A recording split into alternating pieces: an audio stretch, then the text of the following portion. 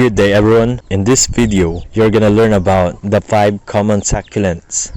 Succulents are a great way option when starting your indoor garden. However, as with any other plant, you have to get to know them first if you want to thrive. One common misconception about succulents is that they need direct sunlight all the time, but they thrive best in shade that's only hit by sun in specific hours of the day. Another fallacy is that they enjoy a lot of water, when in fact, too much water can cause them to die.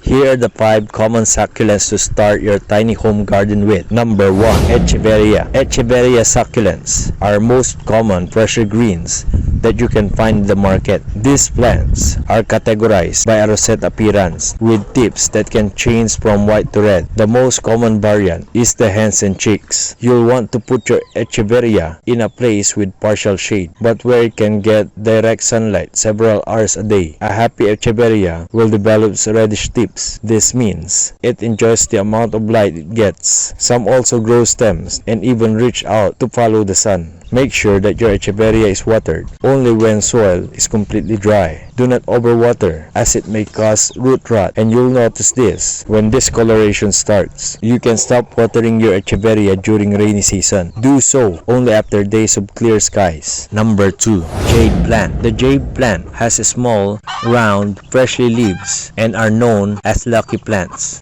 as it is said to bring good fortune according to some people, but of course I don't believe in that. According to Spruce, jade plant love the outdoors, but if you're planning to add it in your indoor garden, make sure that it's placed by a window where the sun hits for most of the day. As with most succulents, you don't want to overwater your jade plant. Make sure it's in a pot with ample drainage and the soil is completely dry before watering. If you success in keeping it healthy and happy, you'll find that it produces pretty white or pinkish blossoms. Next is the Hawthoria succulents. Hawthoria succulents are awesome for anyone trying to get into gardening. The fairy washboard is a common beginner succulent as it's pretty easy to grow and manage as long as you don't overwater it and you place it on a windowsill that gets ample sunlight. The fairy washboard is perfect for small spaces and its rosette only grows up to 3 to 5 inches, so don't be afraid to get a set of them. Next succulent is the million hearts. This succulents is great if you have nice balcony in your condo or hanging pot that gets enough sunlight.